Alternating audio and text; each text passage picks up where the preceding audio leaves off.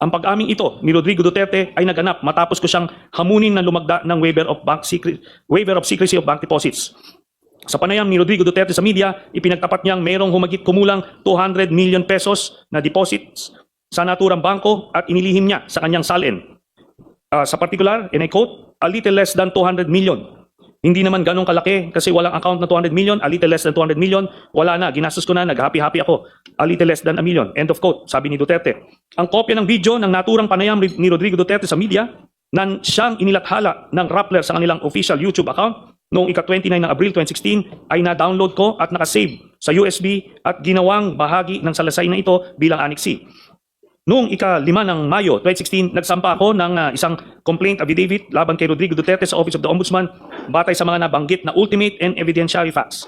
Ang kopya ng complaint affidavit na may petsang Mayo 5, 2016 ay kalakip dito at ginawang bahagi ng salaysay na ito bilang Annex D.